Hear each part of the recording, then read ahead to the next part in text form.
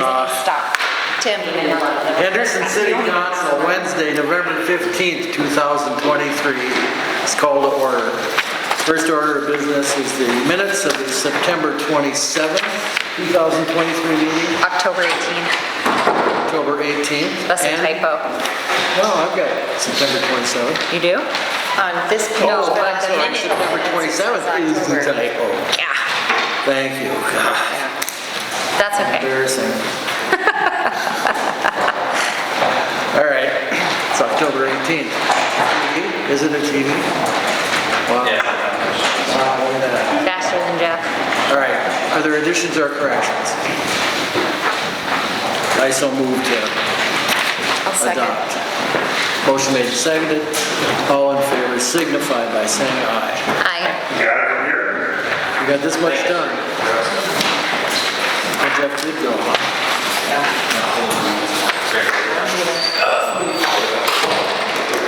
Let's see if they can get it set up though. Let's see if they can get it set up. It's gonna take a while. Did you steal it to you? Don't need to know everything all the time. All right.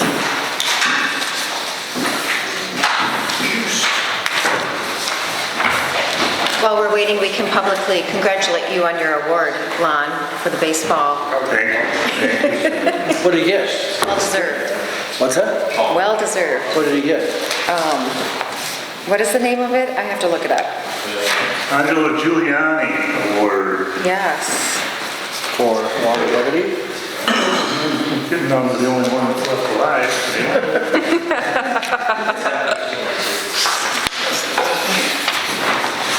Well, congratulations. You Yeah. deserve it. That's just how we get into everything. It's gonna take a little bit. All right. We'll come back to it. Police chiefs monthly and staffing.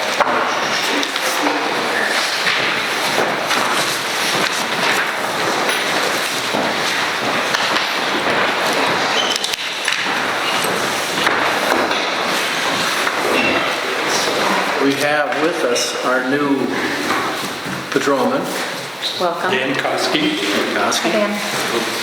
Started October 31st, but there was an opportunity for him to get face-to-face for a few hours. So he's been the FTO since then.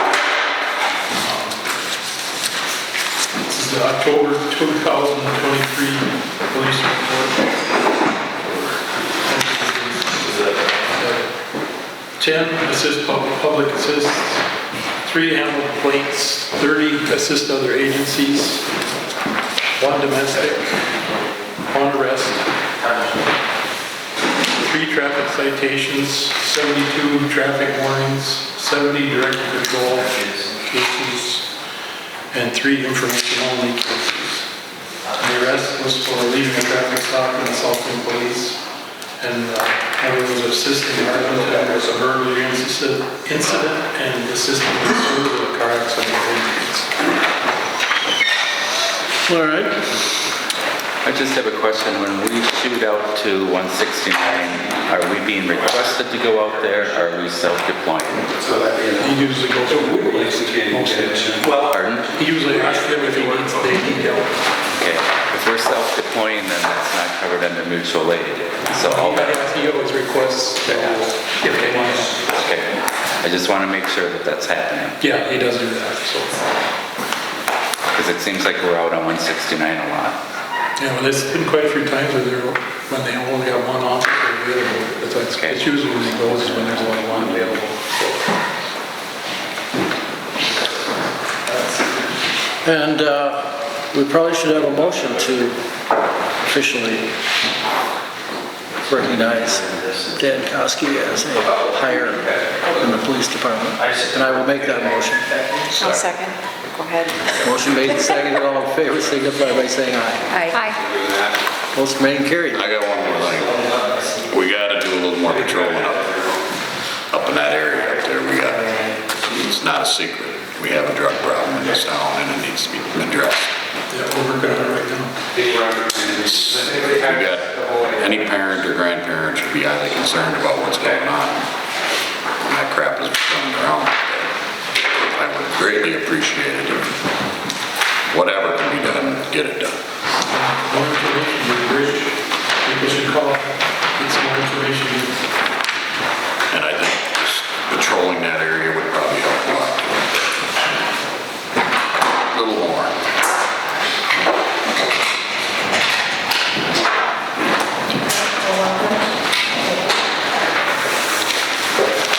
coming, guys.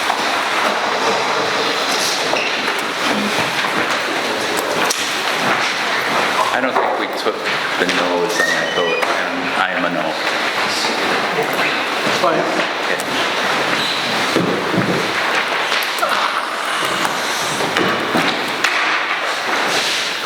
Any requests to appear before the council? Anyone? Am I under traffic? Did you have anything, Chase? I'm just here if there's any concerns. I don't think Beth, did there you are any have something you concerns. wanted to bring forward? I did. Yeah. Okay, then, I think it's, As a representative of the Henderson Committee for Downtown and Traffic, we were wondering again about the possibility of putting little signs on the stop signs at 93 and 19 to notify traffic on 93 and 6 that the traffic on 19 does not stop. You know, they make a little stop sign that goes on the stop sign that says cross traffic does not stop. Because I can't tell you how many accidents I have not only seen, but the close calls where do you want them? I'm sorry. at Main Street by Shooties and Webbers. Oh, okay. On the cross streets, because I don't think people always realize that 19 does not stop. Okay. So they think once they've stopped at the stop sign, they can just go. Okay. There was a 3-car one a couple weeks ago that was kind of a It's pretty easy. major All you have to do is get a hold of, who's your guy? You? Scott Thompson. Get a hold of Scott, and city can't do anything about 19 and 93. Okay, well, that wasn't the Are you- answer that we got. Are you the guy? Is she the guy you put the talk to? We'll own the stop sign that's at that location, so you have to email our get you. Okay. Yeah, we'll get Thank you. you. You got the right guy here right now. Awesome. The There you other go. one was, I was curious about the possibility, since we've been doing yield signs and stop signs, of putting yield signs at the alley exit to South 6th Street from behind the hardware store, and the one from Hometown Bank going out onto South 4th Street. Because both of those are sort of blind corners, and people come whipping around into the alley really, really fast. So if the people in the alley were more, I don't know what to do. Well, It just would be nice if there was something that we could do. I think legally it's a yield anyway. Yeah. Yeah. But it's you don't- uncontrolled. I mean, there's no, Well, not really.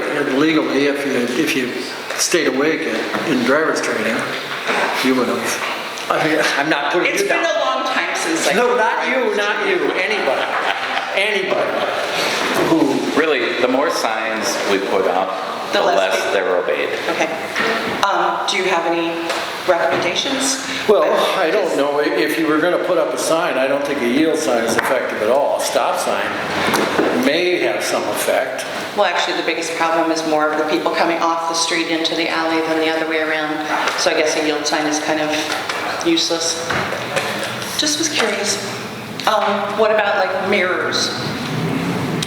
Somebody had suggested that, like you have in, like when you're going down I know what in you're parking saying, garage. because it's kind of a blind corner It is a with very that blind house corner. being so close to the, on On this end, Mill and Street. then on the other end, at the building goes. 6th Street.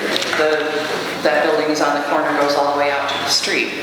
So you can't see when there's somebody coming from the south, from the north. It's just a thought. So thank you for your time. Food for thought, thank you. I think they're ready behind you. Okay.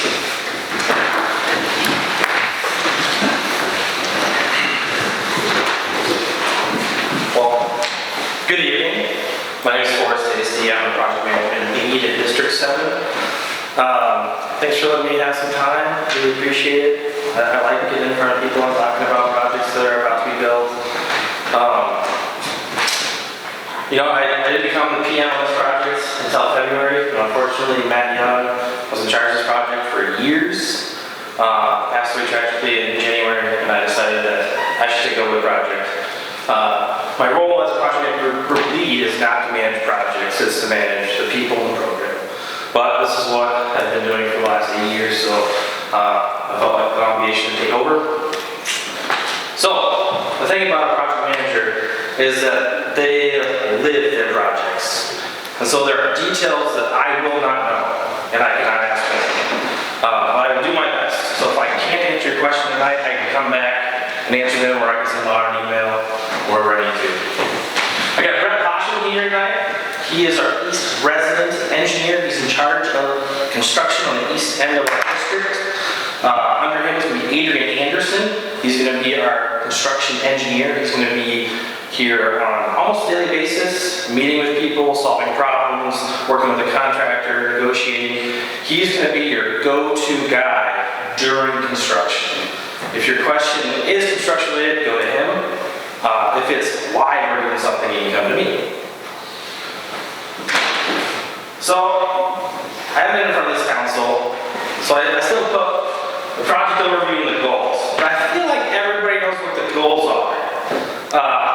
This road's been flooding for years. Goal is to reconstruct it, improve the pavement. The pavement is in horrible shape. But obviously provide that safe route in and out of that Henderson during water high events. So summary of the work, it's a reconstruct, 3.6 miles.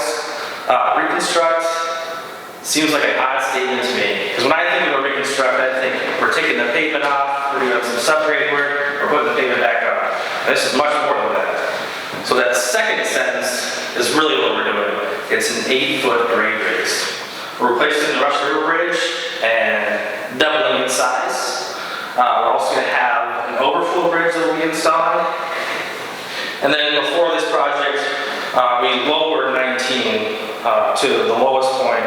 So I think you guys will know about that project, I hope. So that's already done. So timeline, obviously there's a lot of back and forth in the beginning years. We had that 19 project, we got the county road project coming up next year, and then we got this project as well, which is a 3-year project. A lot of people ask, 3 years for 3.5 miles? What? Wow, that seems excessive. So I'm going to walk you through why it's 3 years. The biggest thing is called surcharge. So what is surcharge? It's essentially where we pile a whole bunch of soil on top and we compress everything underneath as fast as we can. So if we build the road up 8 feet and we let it settle, we pave it, let it settle, over the course of several decades, it can settle up to 1.5 feet. You don't want the road to settle 1.5 feet. So what we do is build up the road, we surcharge it, and we let it settle quickly, as fast as we can. And there's a lot of science behind that. But this is really hard to see. So zoom in on this cross section. This bottom line is the existing ground. That's the current 93. Top piece is where we're going to build the road up. That's how tall the surcharge elevation is. And then in between, that's where the top of the final road is. Just trying to, it's hard to see unless you look at these things every day. So just trying What is the distance between the top of the final road and the surcharge elevation? anywhere from 1 foot to 16 feet. It depends on the location. Because the entire roadway, it's not uniform. So there's a section of the roadway where we have a 3-foot surcharge, this distance. And there's another area where we have 11, and I'll show you a couple of those cross sections. No. What I'm saying is the surcharge elevation versus the top of the final road. Yeah, 16 feet? there's one spot that's really tall, yeah. Most of it's like 3 to 9.5. No. Because you're telling me that the road's going to settle, the roadbed's going to settle 16 feet? No. We use this material to get the road to settle quickly, and then we have to take most of it off. Burden comes off. You gotta take it off. Acts as a weight. Yeah. Yeah. 16 to 8 would be probably, if you're saying if the highest grade is going to be 8 feet, that's probably, you're going to be 16. You're going to be 16, that's probably what you're going to settle off to the maximum. No, the maximum settlement I think was 21 inches. Yeah, sorry. Okay. But just gets that settlement out in a matter of Years. years We'll get to that slide. versus decades, right? Correct.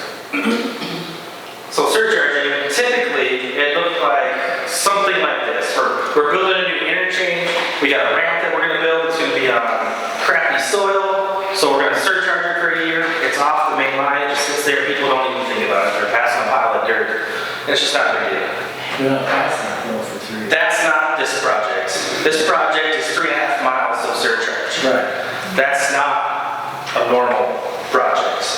So this is significant. I mean, this project has been talked about at transportation conferences, geo conferences, and I'm sure we'll be doing it again.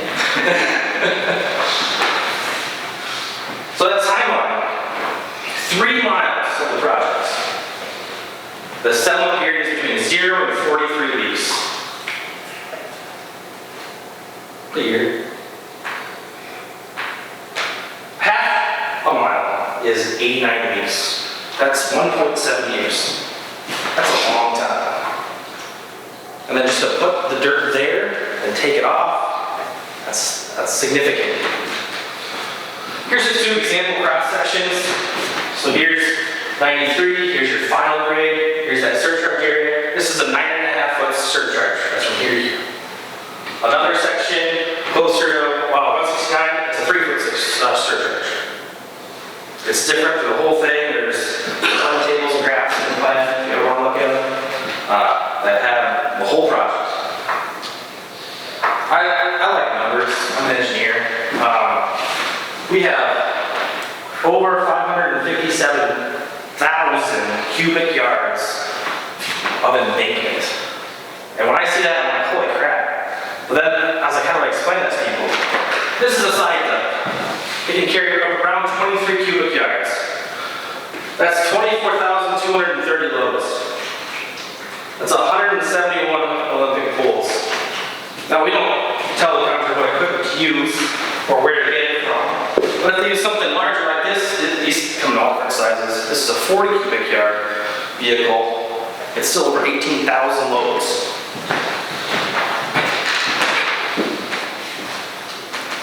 Questions on just surcharge?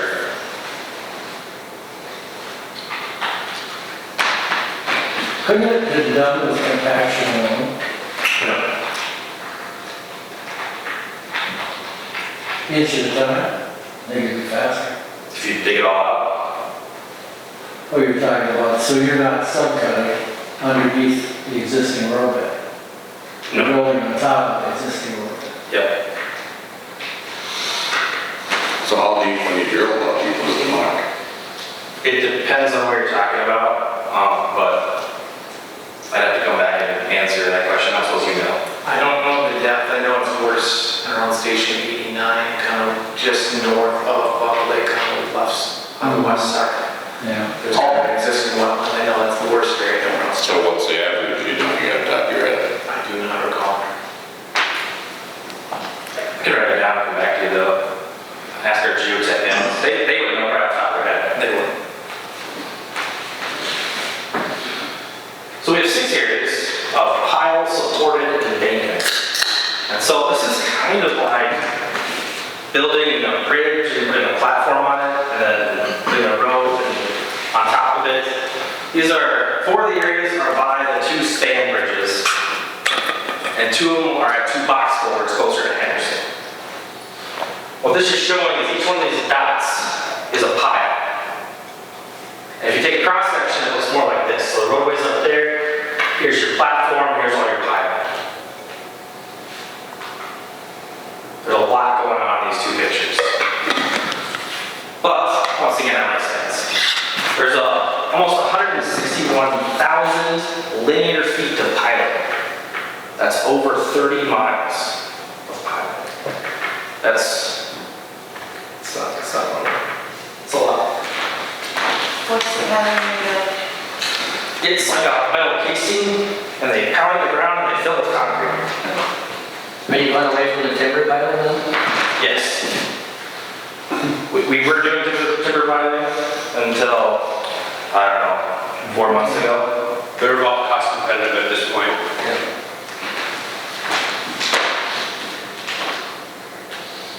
All right, the 1806, this is a special provision. MnDOT, your inspectors, when you talk about timeline, they just call it the 1806, they don't say timeline. So if you ever hear people talking about the 1806, it's a special provision that comes with the plan. So we talked about some completion dates, some start dates. Start date of this project, March 8th, 2024. We have to remove trees. We have over 16 acres of trees to remove. That's quite a bit. We have to do that before March 31st. That is a federal requirement to protect the long-eared bat. March 8th, we'll be ripping and roaring, cutting down trees. All they have to do is get them on the ground, so that cleanup of those trees might be later. But it'll look like a bomb went off essentially. Yeah. The contractor has to start all their operations April 15th. That's when they're going to start ripping and roaring, tearing things apart. Now, these are pretty solid dates. These ones are. Let's talk about this one. All work complete before June 26th, 2026. That's written in pencil.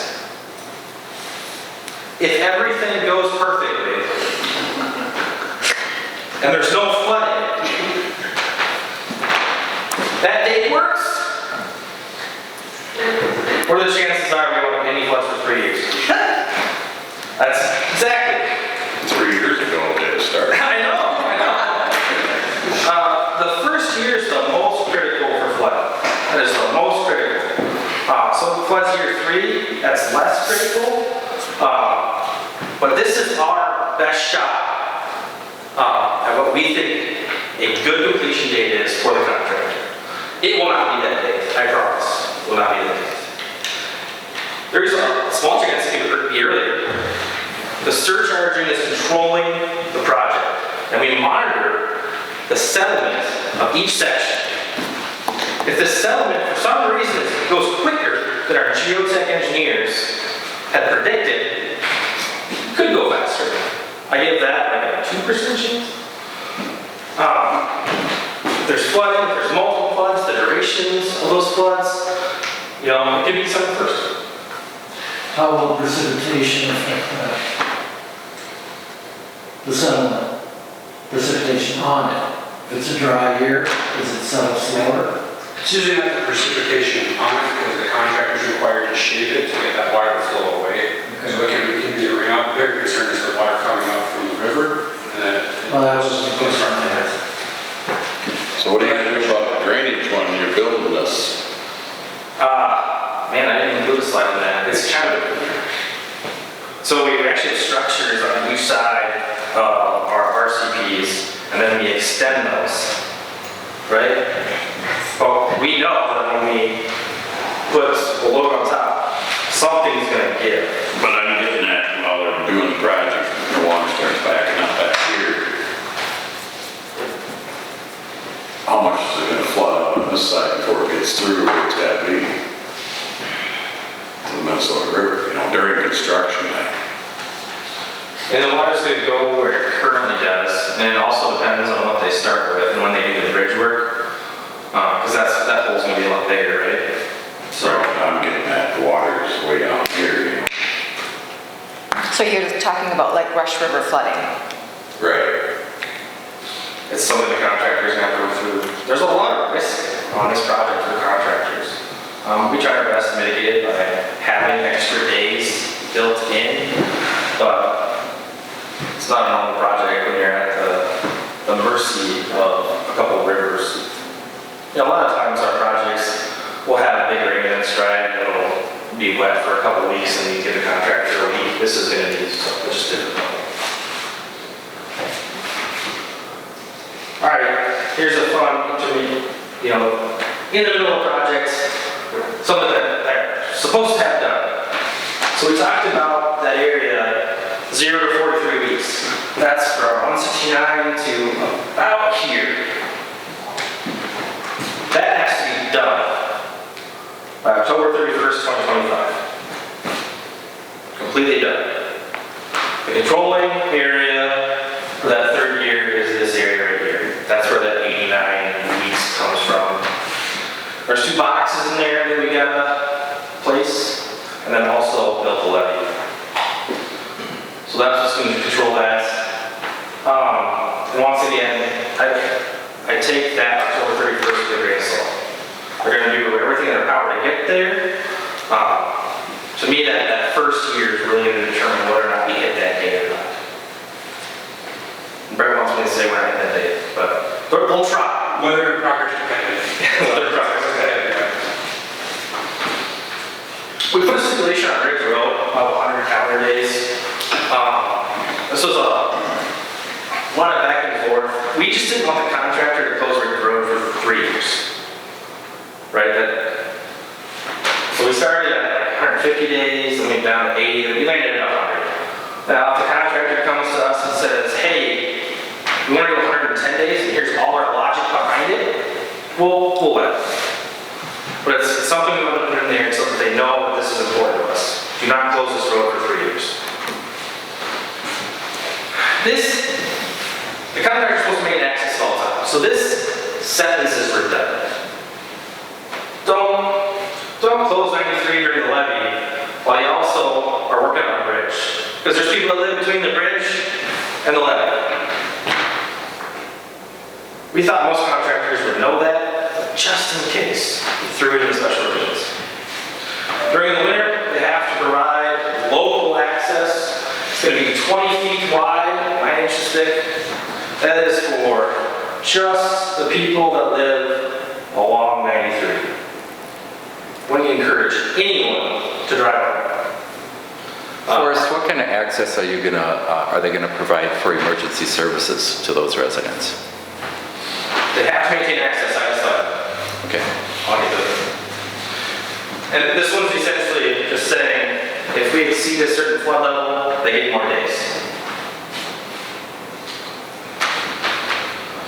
1707, this is something we've been including in all of our projects that go through any community or directly affect the community.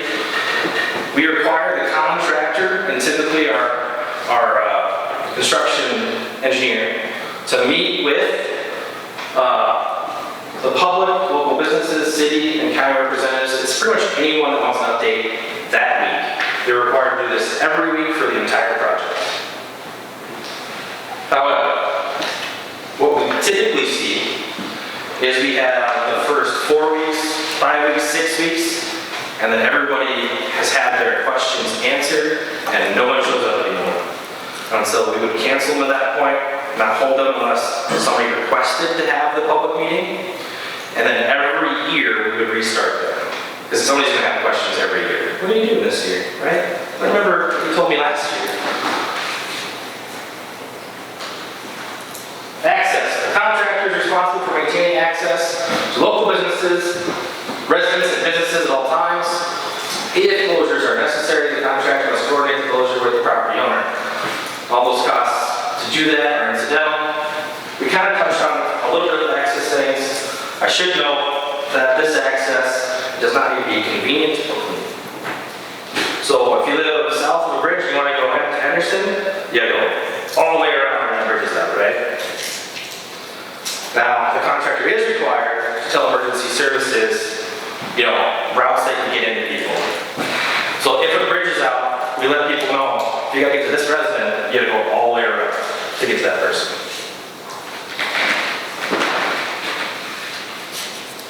The detour, this has been on our website for a long time, it's 19 to 169. Any timeline questions? What's the detour when 19 flooded? You called it. Yeah. We actually have an emergency detour plan in this plan, and it uses the county road system. It's in there. Usually our central office doesn't like to put the plan, have it on the side as a separate plan, and then when it happens, we give it to the contractor and say, here's your change order. This time they let us put it in the plan, so we are planning for that to happen. Good question. So do we have any more questions on timeline? Or we can ask questions at the end too. Just things that are coming up next. We'll have an agreement with the city for city costs. That is, got to my I review that, and then I send it to CO for approval. They send it back to me. I send it to Lon and city engineer or Jason. They all look at it, tell me if it's good or not. They send it back to you guys. We sign it, pass the resolution, move on. Right now, that cost is at right around $125,000, but it is based on how it's bid. So our best guess is 125. That's how we were bid today. We think it would bid. We've had costs coming low, and we've had costs coming high. So when we say 25, 125, you should be prepared for 100 to 150. Gotta get that agreement done, before the wedding. The wedding is January 26th. We award the project in early March. Sometimes we can speed up that award and get it awarded earlier. We let our central office folks let them know that that's important to us, to try to get it awarded as fast as possible, just in case they want to get out there and burn those trees a little quicker. Tree clearing starts March 8th, and what we typically do is we have an open house right before the project, just for anybody that wants to come talk about schedule. And at this point, the contractor's on board. So people that live along the corridor will say, like, when are you expecting me here? Our contractor should be able to answer those questions. So we'll be at that open house with us. I was thinking like mid-March, so the trees are coming down, so people are seeing it. So it's all in mind. But we could do it April 2, and then I don't know where we've done open houses before, you here, or I'll do whatever you want. That's up to you guys. Where's that 125,000? That's for the sanitary and water main work? Yes. We threw everything else in the go box. That's what I thought. We had lots of money. We were trying to throw as much as we could into the go box. That's all, you think that's all inspection, whatever, for the levy? That's not inspection. That's just cost of the contractor doing work. No, I'm saying earlier we were talking about whether somebody's doing inspection for the levy or whatever, it's going to be GeoBio, what you're thinking right now it is. Yes. Okay. Our CO folks said it is GeoBio, so there's weird rules around it, but it should be fine. I'm working with Luke on that one. And have you decided yet that are we going to amend the existing contract or are we going to do a new one? I hope we can amend it. I was just talking about this earlier. If this was a MnDOT contract, we wouldn't be allowed to. We're not allowed to hire the same person that designed it to inspect it. You're not hiring. But we're not hiring. That's the thing. So, our consultant services folks have asked me to talk to our legal counsel. And if they say it's okay, then I'll give you guys a call. At this point, you don't know we're hiring.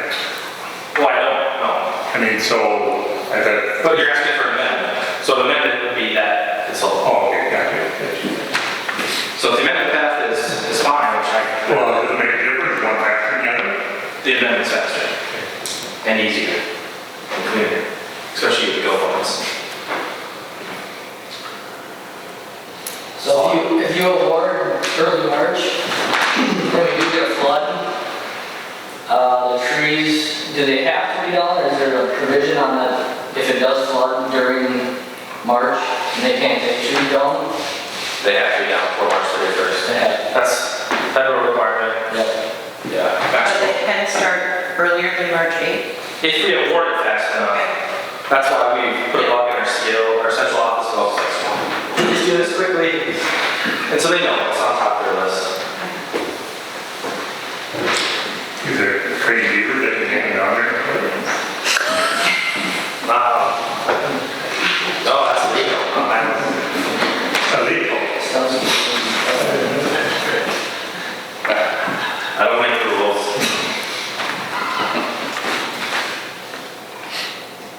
Now, if you have questions when you get home or tomorrow, don't wait to ask.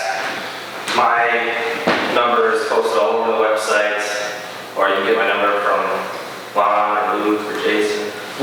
do have one question. Yeah, What's the projected cost at this point in time? $34.2 million. And that include our flood mitigation or not? Yeah.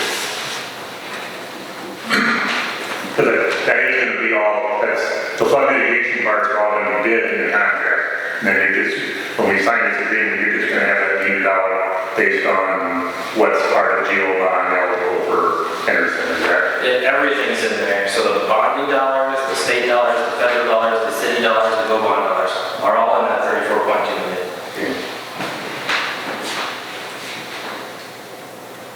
Is this a difficult project? What's the level of difficulty? Is this a typical project? Is it unusual? It's more about the risk than the difficulty. It's the risk piece. You know, when we have a typical mill and overlay, you know, a contractor might get delayed for a day because it rains, right? They can do those projects so quick. Here, if it floods, that negotiation process with the contractor is going to be difficult. No, it's not a typical project at all. I wouldn't say it's hard, it just has lots of risk. And a lot of moving parts. A ton of moving parts. I would say it's challenging just from how confined the space is, only 3.6 miles, and they gotta bring that much load up, so the contractor's gonna have a lot of coordination to figure out how they get all those, what was it, 21,000 truckloads in without running over each other. And will they be coming through from 169 in or through town? So we don't dictate where they get the Okay. material. Okay, And then it also depends on which bridge is out when. yeah. We've had a couple contractors ask us questions about that, but it's like, you guys gotta decide where your material's coming from, because they have to bid it. The contract is scheduled with bridge goes out first and up, or do you have that laid out in some kind of sequence? So we have it laid out in the sequence that we think would be the best. We're not always right. That's why we were prescriptive in the 1806, the timeline, on when they have to do that bridge repair. But you would think they'd want to do it in the first year. But they might come up with a genius idea. They have to submit it to Brett, a schedule that works. And I think it's reviewed by, Yeah, they'll have to submit a monthly, it's called critical path management schedule, so they'll submit that to us monthly, and it should show what they have laid out for the remainder of the project each month. I just have a quick question.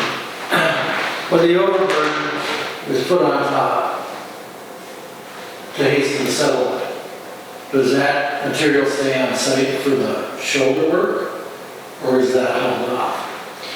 it depends. I would say most of it's hauled off. Really? Where's that going? It's the contractor's problem. But within reason, that's not dumped somewhere. They have to dispose of the property, yeah, they can't wash it on the river or put it on a property downstairs, so they'll have to. It'll run out back there where they had to borrow. Yeah, multiplier, you know, right? It's probably, but I don't know. No, how much cotton next is on the job? That number minus 80,000. It's like 460 something. Is it gonna be usable material? The Conex? I don't know, I'd have to ask our materials. Where's that? Probably depends where it's at. Contractors motivated to reuse whatever they can on the site, because they don't have to pay it up to haul it off, so they'll mill up the existing pavement and they'll use that for shoulder or base material, so they're not doing it to be eco-friendly, they're doing it to say that they're kind of green. And they need to, I mean, the recipes, they want to make money. So that's the only thing they're gonna touch on, the existing surface. They're not doing any subcuts or anything. They're just gonna mill the existing blacktop and whatever, pretty much. Do they dispose of that, or leave it in place, or what? The blacktop or the? Whatever they're taking. So the way I understand it, they're not subcutting, they're basically just, building on. They'll take the pavement off, because they'll want to use it. Yeah, they'll reuse the pavement themselves somewhere, but that'll be the extent of what they're gonna take off. They could take more off if they want to use a subgrade that's under the pavement, I don't know if they will or not. Sometimes there's good base material and they'll want to try to reclaim that and use it later on in the project, so. And I can't remember if we actually had to do that or not. Access to the roads is done now. Throughout the project. I don't trust Along the them. Bucks Lake area, are they having a pull-off area or not? Because I know they're going back and forth with designing. The very end, They put it back in. Okay. Emphasis on handle. What was your question again? For the pull-off area by Bucks Lake, because I know at first it wasn't in the plan and then everybody complained. That one's as big, but I think it's it. Okay.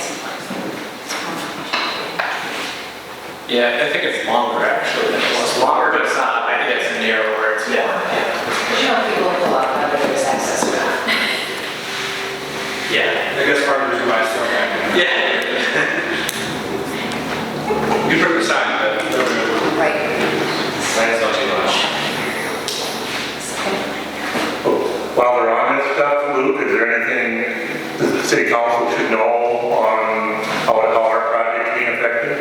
Yeah, so this ties exactly into, so what I met with you guys about January last year when Rachel passed the project over to me. I'm the project manager for the levy realignment portion and then the sanitary and sewer, which I asked a question about because I actually hadn't seen the cost estimate for that yet. What can I tell you? The levee's being realigned 120 feet to the south. We discussed that last time. That hasn't changed. I think there may have been some difference. At the one time we were going with a single box culvert. Now there's two as forest reference. It's going to be following a very similar alignment to what's there presently. One going under Ridge Road and then crossing under 93. There's going to be water main replacement halfway up the hill. There's going to be some sanitary just adjustments to the castings. Otherwise, Forrest came on a lot of what I was going to tackle, honestly, so thanks for stepping on my feet. Lon, you've asked me multiple times about the core permit. I recently reached out to MinDOT who's handling that. It's all bundled together. So the core handles the levy realignment certification kind of piece. There's the wetland piece, and then 401 is for, well, doesn't really matter, neither here nor there. Anyway, the decision from the Army Corps as far as the levy piece still isn't finalized, but I checked with them actually today, and everything's planning as we expected. It's going along. So barring anything bizarre, that's fine. For recertification, so as I said, the levee's being realigned. The Corps has to certify it. We need to put the new levee alignment in before the old one can be removed. And so a certification process has to happen after that. And usually the requirements for the certification process are dictated in the 408 permit that I was just mentioning. And so we'll know more about that, Alana. What's that? So have we determined, is that the line eligible then? The recertification? Yes. I would think so. I would think so as well. Yeah. But that is not, that's going to be over and above whatever, however we decide to do this next agreement with, I'll say SEH, whether it's an amendment or a new contract, that'll be part of whatever follows through on that. So that'll be a separate, that's not going to be in your bid, that's going to be a separate cost, correct? I mean, I put in your contract with SEH personally. So the 34, so the construction cost of that 34 million that Forrest quoted, there's leftover money in the GO bond, and the inspection for the levee and the recertification is eligible under the GO bond funds, which we still have excess of. And so those funds will be allocated into that new contract. Whoever, whether it's SEH or a different firm, does the inspecting and the recertification. But that's the one you're saying in 2 or 3 weeks we're going to get that, and that number is going to be allocated out in that so we can sign that agreement then? So first I got to figure out if you do an amendment. If you can do an amendment, then we'll work directly with SEH, and they'll come up with a scope of work and a budget. I don't know what that budget is, right. But we left a big gap in the GO bonds to make sure there's enough funding for it. We had a big guess, but we really left a big enough gap in there to make sure we get covered. So this is more than, I think somewhere there was a couple, 3 weeks, this is more than 3 weeks and I mean, it's... Yeah, just seeing over and over the thing. Right, yeah, you've got a couple weeks to get that done, you're gonna need some time to negotiate with, assuming Luke and whoever from SEH, and then you're gonna need some time to negotiate with Jason to finish up that agreement. So we're out there a little bit. Yeah. And then there's the separate inspection, which Chris, I believe, has discussed with you, and I know I've discussed with you, Forrest. That isn't, and that's for the water main and sanitary work that isn't GO bond eligible. And that's the only inspection that won't be covered by the GO bonds, the water and sewer, right? Yes. Well, our inspection's not covered by it, but yeah. Well, But we're not, that Henderson is responsible for. Well, I missed that. What was that for us? Like our inspection is separate. Right, but that is the city's responsibility. Right. so you got 125 you got out there, it's gonna be 125 plus whatever Doug and Chris come up with for adding the inspection on, and somehow when it gets to that, you're gonna coordinate that with the water and sewer stuff. You guys are gonna, somebody's gonna coordinate that from NDOT with SEH so that we've got the proper inspectors on site to do whatever. Yeah, so a couple weeks before they start that work, Adrian will call one of the SEH inspectors and let them know, like, hey, this is starting in 3 weeks, so.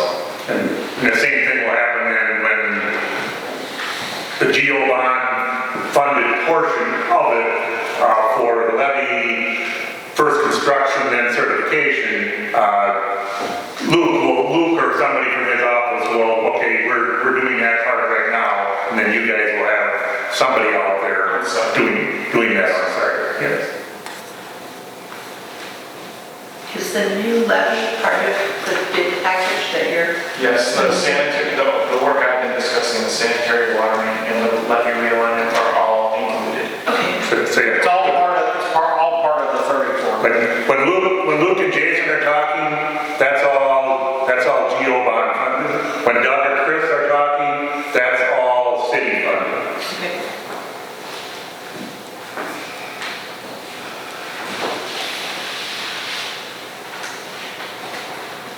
Like I said, if you have questions later on, text, call, has a cell phone. And when can we expect this agreement? I think you said 2 weeks or something? Yeah, no, you're gonna get it. Or probably 3 weeks? Well, considering next year's Thanksgiving, Yeah.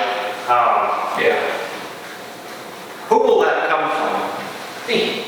Okay, very good. It's our standard co-op agreement. They're very, very standard. Same one we had in Madison Lake and, Legion and, And this is the GO bond agreement. I think I've talked to Chris, and he's been handling setting up the inspection for sanitary and water main. He was planning on, I think, drafting that in February or March. Okay. I thought that this timeline before, but this agreement, this $125,000 is part of the $34.2 million. That agreement is just the sake of paying contractors essentially through us. That's the agreement. You're acting as the fiscal agent? Right. It goes through MnDOT, and we pay the contractor when they do the work. And the city doesn't give them any money for that part of it. That part of it, where he just said he's got multiple pots of money, it's just a matter of that particular part of the pot of money comes out of the GO bond legislative funding. Correct. But the other pot of money, the Doug pot of, no? Hold on. Okay. Hold on. I'm gonna go through it all. Okay. $34.2 million. Of that, there's $125,000 that we need to pay the contractor to do work. That is an agreement that is city cost that is not GO bond eligible. That has to do with the sanitary, sewer, and water. That's paid up front. So letting award 6 weeks later, you get a bill for all $125,000. Now the inspection cost for the water and sanitary sewer, that is a contract with those guys in the back. That is not GO bond eligible. All right, separate contract that we're hoping will be an amendment, but it might not be, but we're hoping it is. That is for just the inspection of the levy. That's GO bond eligible. Does that make sense? Yeah. It does. And just for clarity, where's the $125,000 coming from? The city. See, they get a check. So when the bids come in, there'll be a line item there it won't be 125,000, it'll be whatever really is. We'll give them a check for that. And we got our 125,000 from the legislature. That 125,000 all comes from water bills, this bond we just left. That's got nothing, that 125 got nothing to do with the legislature. That's water and sewer. So that's city revenue bonds. The other,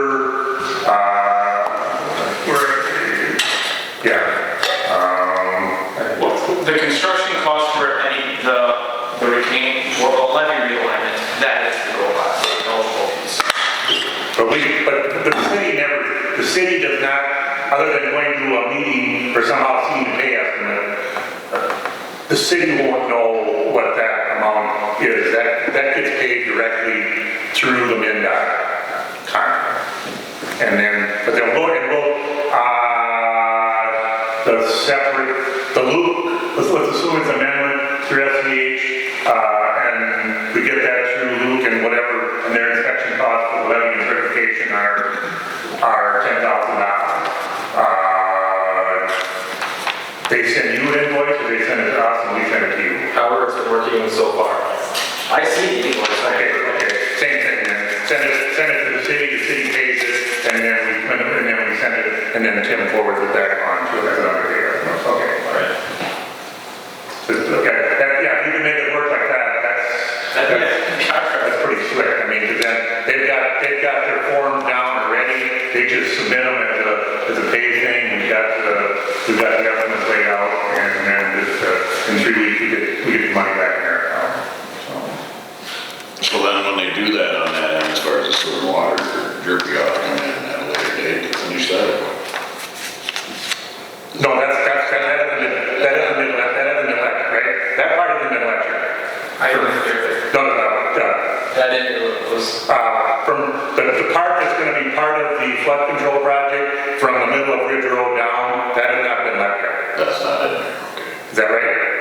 Yeah, all we're doing is the storm sewer and the road up to the point where MnDOT's stopping. Right. And MnDOT, with the MnDOT project, we'll come up with the water to that PRV structure. And we'll side the sidewalk, the road, and everything. Yeah, so that'll be what the MnDOT will let that, but the city has to pay for it. So that's why So the contractor that's basically due in 93 will probably take care of it. well, they will take care of it, or they'll sub it out, and the city won't see that invoice at all because they already have our check for $125,000 or whatever it is, and then they're just gonna pay it out, and then at the end of the project, when it's all done, either it's $125,000, or if it's more than $125,000, city's gonna get another bid, or another bill, if it's less than $125,000, then there'll be some council. Correct. So in the agreement, you're going to see what's called a Schedule I. It's essentially a small SEQ with just city items. So that's what you're agreeing to in that agreement. And then when it gets awarded, that Schedule I will get adjusted. So let's just say the water main came in high and now it's $132,000. You'll get an invoice for that. You'll pay that. And at the end of the project, we do an adjustment. So let's say actually we didn't need as many water valves as we thought. We removed one. Now MnDOT has to pay you $5,000 for that water valve, or you added one. Now you pay extra $5,000 for every MnDOT. But it's a long enough project, and it's not an important part of. They're not going to in 2025. They're not going to send us an invoice for $5,000. They're going to wait until the whole thing is closed out in 2027, probably when all the paperwork is finalized, and then they'll need Yeah, for sure. If there are any city items that require a change order, we'll be coordinating with you before we process that, so you'll know. And there's not much risk for large dollar change orders. Yeah, the likelihood is you might coordinate it with the city, but we're not going to do a setup fee for $30-some million project. You're not going to mess around with $150,000 one way or the other because it's going to settle up in the end in 2027. Yeah, we get the first check. I have a timeline question, I think. So is the new levy going to go in at the same time that you're doing the surcharge? I would assume it go in last. The levee area is also surcharged, so you'll see a big pile of dirt there, that's not gonna be the final elevation. Oh, is that gonna be, like a clay bottle, the levee? The levee is... Instead of common embankment? Yes, it's a clay core. That's the only spot, right? Correct. Yeah, because of core requirements. Yeah, it needs to be, you know, can't have water flow through it. It has to have like essentially zero hydraulic conductivity. I can't remember how far that went. But yeah.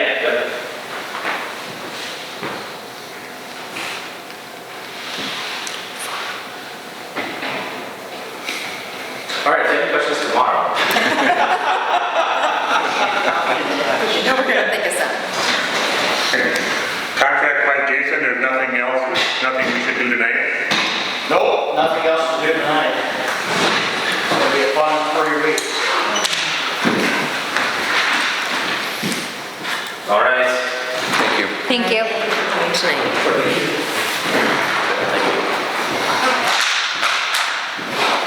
And right now, there's nothing, your January bid date, that is set in stone, right? It cannot move. Otherwise, we can't cut the trees down in time. And hope it don't flood. And hope it don't flood. Oh, do it. So far it's been dry. I'm sorry, I didn't hear you. January 26th is the letting date, so that's the day we open bids. Right, when is it going to bid then? This was a little odd. We usually do a 4-week ad, or no, it was a 3-week advertising. This one we're trying to do a 6-week ad. Okay. So it'll be in the middle of December. And we are on track to hit that. We thought contractors might want to look at this claim. Yeah. And it goes over Christmas. So the trees, I mean, if you have the letting and the contractor wins the bid, he still can't touch them trees till March? No, before March 31st. Anytime before March? No, well, after November 1st. So we're there. After what? After November 1st. He's asking specifically about tree clearing. Oh, they could have done it on November 1st. You're not gonna get them under contract until. Right, but they're letting it first in January. As soon as it's let. So they gotta find a contractor. Right, but as soon as this contract is signed, they gotta start cutting. They just had March 8th, you just had March 8th as the start date for the tree clearing? And is that dictated, or if it's awarded, you say early March that you're hoping to have it awarded? If it's awarded a week They can start early, the next day. he's not gonna Yeah. tell them no. Okay. He's gonna say go. That's not a federal thing. But I mean, The it federal could be date is awarded March. even earlier than a week. I mean, it could be, gonna be. It's not gonna be much better than a week. 4 weeks is pushing the award. Sometimes it's 6. So that's why we told our central office, we really gotta push this one through. We don't want a 5-week or 6-week award. It needs to be 4 weeks or less. Right. Where were you? Yeah! Thanks for coming over there. What's that? Yeah. Thank you. Thanks. Thanks, Forrest. Obviously, Forrest did the heavy lifting. Is there anything else you're wondering concerning that? I think it was a little bit convoluted, but is there anything else we did as far as the levy or the sanitary water main? I think if we don't understand it at this point, Never will. I guess I do have a question. Yes. So we will, that's part of it, so that'll probably be the end. So maybe the rest of the sanitary sewer connected up to Ridge Road when they do the Ridge Road reconstruction will probably be at the end of the project. Well, with the consolidation, they might actually wait till the end, yeah, because they don't want to, yeah. I'm not gonna tell them. So we don't. What'd you do? Well, that's before then. So yeah, they'll wait till all this fair end. All right, well, thank you. If anyone have any questions about any projects within the district, give me a call. So, Molly brought it up here a couple times too now before you get out. So, in that 100-day on Ridge Road, so basically, for the most part in this 2.5 years or whatever, Ridge Road, as far as the loop is gonna go, it's gonna be open other than when we're actually doing levee construction or utility construction. we told them it has to be open, except for 100 days. It can be closed for 20 days here and 20 days here, but total days is 100 that it can be closed. Yes. It can be closed. that it can be closed. And more than likely, come spring, we'll be trying to reach out to the contractor to figure out when we can be working and getting trucks in versus when they're not closed and stuff like that. So we'll be trying to reach out to them come springtime anyways to figure out that piece of Ridge Road. And we have a special provision that says they play nice with other contractors, so. When are you gonna make 19 from Henderson, Gaylord, 10 ton? See, I told you you should have laughed. All right, we got 219 projects slated to be scoped. One of them was already scoped back in 2018 for a 2023 or 24 project, and it got pushed. It's been pushed, I think, twice now. I don't know if it'll be 10 ton. Reached out to the county, and I just talked with him just to see what he thought. I think everybody wants a 10-ton road, but it comes down to timing and budget. I think we'll be in front of you again in the next 2-ish years to talk about 19, because it will also include 93 going south up to the levee, because we'll have to do sidewalk, pavement, whatnot. That project manager is Mary Leffler, and she just got assigned that project. She's great. She'll take care of you guys. But I can't tell you what it's going to be until we scope it. And then we also have Winthrop to Gaylord as well. Same fiscal year, currently in 2029. Well, Winthrop and Gaylord, well, I worked on that, we built that road back in the 80s, widened it and everything. Yeah, both those projects are in 2029. We took Winthrop out of it. Once we heard they had, was it water from 1904? So that's a recon, right? That's not the type of work we're going to be doing on that section 19. It'll be some sort of preservation project. When you mentioned that you're scoping it, and Steve said 10 ton from here to Gaylord, is your scope limited now to Gaylord, or are you, I know the early one went from New Prague to Gaylord. Are you still scoping it from New Prague to Gaylord? No, it was Gaylord all the way to 169, I thought. No, the first one was, There was one. the first one 6-7 years ago was all the way to 2015-16, was New Prague. I don't think it goes to New Prague anymore. It doesn't mean you can't. No, that's fine. I mean, if the battle really then only is, if we got, because 93 is going to be 10 ton when you're done. Yeah. Yes, so if they're the 10 ton from 93 to Gaylord, it gets, there is a 10 ton from 19 here, rather than trying to fight the battle of doing a 10 ton up the hill to the west. Yeah, and that's going to be a challenge. Well, that whole road, yes. Right, but it might be possible to have 10 ton from Highway 19 at the 93 intersection to the city of Gaylord. I mean, it's possible. I can't commit to that right now. So what we'll do is we'll look at all our projects in that fiscal year. We'll scope them, look at all the needs, and then we look at the budget. And we say, what is the priority, right? And some roads, it's going to be a thin mill overlay, and we're not going to do anything else but a thin mill overlay. And some roads are going to be a total recon. And everything in between. We get new targets December 5th. So we'll know our budget for 2029. Well, lately we've been told that we will be getting a 30% cut. So some projects will probably get pushed out again or downscoped. So if we were thinking it was going to be a recon, well, now it might be a thin mill overlay. If you ever want, we do outreach where we talk about our entire SNP, the next 4 years, and then the CHIP, which is the 6 years after that. We've got maps that literally show each project. If you ever want us to come and present on that.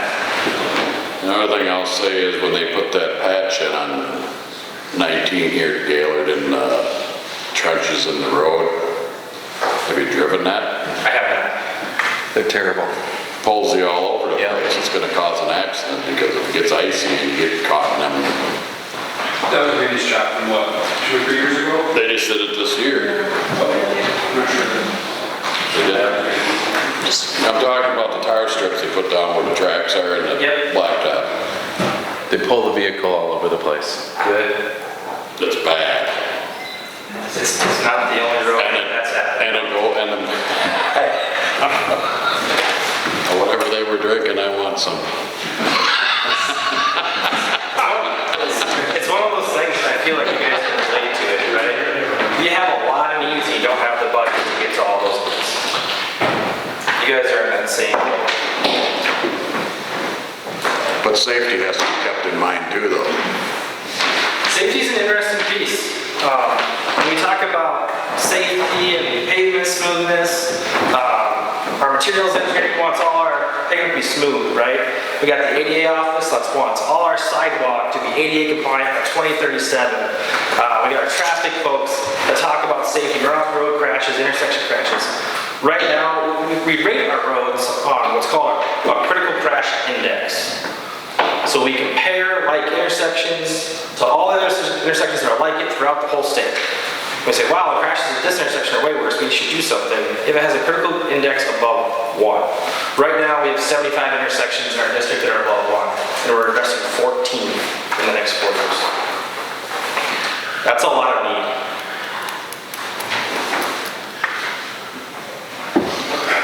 More roundabouts.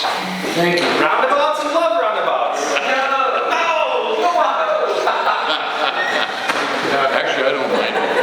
All right. The ones in New Prague where you don't even know they're there. I'm gonna run. Yeah, thank you. I should have got a sound register. Thank you. I got it. You realize after, like, oh, that was a roundabout. Yes, sir. All right, we'll try to make this short and sweet. I'm here just to give you kind of a project update. How are things going, and then talk about the change order that's come up, and then answer any questions you guys got. So right now they're progressing. Month of October was the wettest month of the year, so they had to slow it down a little bit, and that's kind of, I'll talk a little bit of the repercussions of that. But so far, the last 2 weeks have been good weather, so they're making some good progress. They're completed with all the sanitary sewer services and mainline. And then they just got a little bit of water main work left on 9th Street in what we were planning to get done this year. So utility-wise, things are going good. They got a lot of those storm sewer in on 8th Street. It's all in on 8th Street, and they're working up Minnesota towards 9th right now. And then they'll turn the corner and start heading back down to South Street. Once they get kind of to that West Ridge Road intersection, the detour will flip.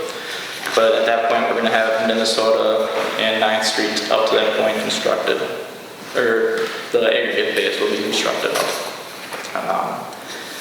And then from there, yeah, they'll work their way down South Street and to South Street, and they're wanting to replace the water main on South Street between Beverly and Ridge Road this year yet, weather depending, and then get that road all the way done this year as well. And all that, of course, is weather depending. But they're looking at just kind of access for next year. It'd be beneficial to have that section done. So that's where kind of the project is sitting at this point. The change order that came up was when we were trying to drill the sanitary sewer on 9th Street. We wanted to extend it down to South Street, and then we were going to drill basically that portion because it was so deep. We were looking at 22 feet deep. And in order to construct that this year, drilling was kind of our only option. Otherwise, we'd have some very deep holes that would create a lot of schedule delays and just not good to do during the fall months.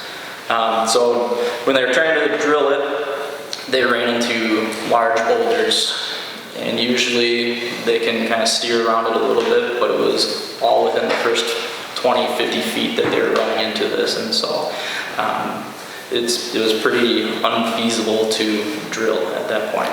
There's a whole layer of boulders right at that depth up there. And so we had to reevaluate kind of our options, whether we wanted to open cut that, and again, that kind of, there's some risk when you start open cutting some sanitary sewer this time of year, and so we had pipe bursting in contract, and to make sure that we didn't delay the project anymore, we went with that pipe bursting option. So change order number one, I don't know if you guys have it in front of you, but it's basically the kind of the switch from drilling to pipe bursting. And then with that, we're no longer doing some of the sanitary work down 9th Street to South Street anymore. So what we did also during that change is we stubbed out an extra service. That way in the future, if we do have any low pressure systems for sanitary sewer that want to connect to the sanitary sewer, they do have a spot to connect. So we're not extending it to South Street, but we're still giving them access if they absolutely need it. So change order one, it comes out to just adding $455.15 to the contract. So that's again with a bunch of deletions and additions, it's kind of basically just an even swap is what it comes to. So tonight, I guess we'll need just approval on that before, since it's been done, we like to have the change orders done beforehand, but we need to keep moving, so it just needs council approval on that. And then the other thing I just wanted to bring up was the contractors asked for additional time because of the wet October to complete their milestone work. Doesn't affect completion date on the whole project. That's going to happen next year anyways. It's just while weather is good, we don't want to say no, you can't work. So obviously if weather declines and we get some freezing periods where they can't work anymore, we're not going to be able to complete some of the work, but that would have happened regardless. So. I'll make a motion to approve the change order. I'll second. Motion made and seconded. All in favor signify by saying aye. Aye. Opposed? Motion made and carried. That's all I have. Is there any questions? I just have one, and that's a couple of citizens called like a week or two ago concerned, how are you going to get a fire truck to my house? Because the road was not passable. Sure. So if they could just, and I think they have beefed up how they're leaving it lately. I've driven through there, Yeah. it seemed to Yeah. have lanes open now when they You quit. reach out to me, hopefully, my message is that we need to do a little bit better job, and hopefully that we've seen that, so. Especially going into a weekend. Certainly, and especially the weekend coming up here. I'll mention that they haven't given me the for sure we're gonna work the day after Thanksgiving, but they did mention it could be a possibility. Okay. But what we're gonna be directing them is it needs to be in very good shape for people coming to houses and whatnot, so. We will be asking them to beef that up, as you said, so. Thank you. Yep. Santa Claus should come with his reindeer and sleigh so you can really meet them. There you go.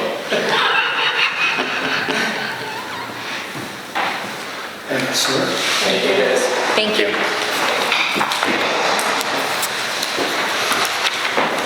City Attorney. All right. Good evening. It's been a few months since I've been here. Okay, for your consideration here tonight is a public use of THC products. We had discussed this a few months ago. Essentially, council tasked me with coming up with an ordinance that prohibits the public use of THC in certain locations. What I've essentially done is I've thrown together simply a two-page ordinance. Very simple, not too complicated. It gives the police department direction where people cannot use THC products in public. Doesn't prohibit any private residential use or anything like that. That is now legal under Minnesota law. The maximum penalty that we can make public use is a petty misdemeanor punishable by a fine of $290 that's set forth in section 2. Essentially, we've got a list A through U of places where people can't use THC products. Some cities have passed ordinances like this. It's for your consideration here tonight. Basically, it goes to beaches, trails, playgrounds, ball fields, concession stands, school grounds, library grounds, sidewalks, streets, any place where the public is invited to gather.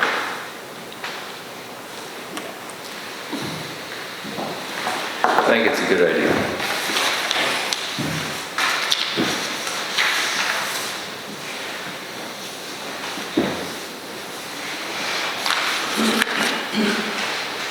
I got no problem with No problem with that? it. What's that? I mean, are we taxing our police department even more by giving them all of these different places to patrol? Well, I doubt if we're gonna have a problem with it anyway. It's true, yeah. So non-issue. Everyone has an opinion on it. I got a question, not to do with this ordinance, but is it possible you could work this as a municipal shop? Yes. Once the Department of Cannabis gets up and running, they will be issuing licenses, and one license that can be issued is a municipal, kind of like a municipal liquor store. For instance, State Center Cleveland has a municipal liquor store as well. Cities will be given the option of doing a municipal THC dispensary. I'm looking at all options in order to make money from this. There would be a lot of money to be made. There'd be a lot of money to be made. You think in this room? That's an ordinance. Yeah, this is an excluded place. If you pass that ordinance. You know, we'd have to buy a building in the middle of Main Street. No, it just says it can't be used. You can, No. There will be a zoning requirement also. So. Correct. Yeah, so it ends up being so far away from everything that it ends up at the independent office. So the old one or the the new one. Actually, that might be a perfect use. I like the brick building that has just the one window. Which one is that? The barber shop? No, but that would be good. Oh, the lawyer's office. Yeah, because that, I mean, for security. The lawyer's probably.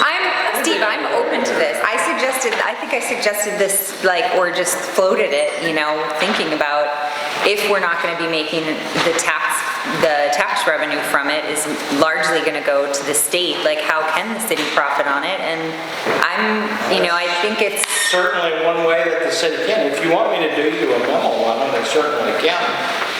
Oh, I have no problem with it. Either way. It's just, I just thought it was a good way to generate revenue, as long as it's here anyway.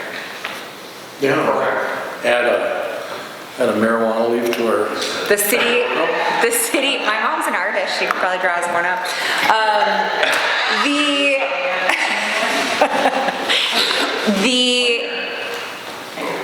What will this do with I think about the roll-ins, and I think about drinking on the street and smoking cigarettes on the street during those events, and I wouldn't necessarily want my kid wandering around during the roll-ins because of that reason, just because of the open cigarette and alcohol that's already there. So, I'm not opposed to having ordinance around it, but I do think that our THC ordinances should follow our alcohol and tobacco ordinance. Well, yeah, if we weren't total hypocrites, we would do that, but we are total hypocrites when it comes to alcohol as a culture, and it also is a real draw for the roll-in, the fact that people can walk around with a beer in their hand. Yeah. Thing is with beer, though, you're consuming it. I can get contact high, my kid can get a contact high from somebody. What do we need, a motion to waive the first reading? Yeah. I think we already had a first reading. Not exactly, probably, maybe not exactly like this, or is this the same one you meant like? We might have, it's up to you. I think let's just pass it. Yeah. I'll make that a motion. I'll second. Motion made and seconded, all in favor signify by saying aye. All right, in terms of public nuisances, I had two in litigation, actually I had three in litigation. Two closed just last week. I sent Lon and Mayor a memo on it. We have one that is in litigation right now, and we're set to go on that one tomorrow. Other than that, I don't have any other public nuisance cases in litigation. I had a brief discussion with Eric last week about some ordinances that he is looking at in terms of parking and a couple of other things that may be coming down the pike if Eric chooses to bring them up.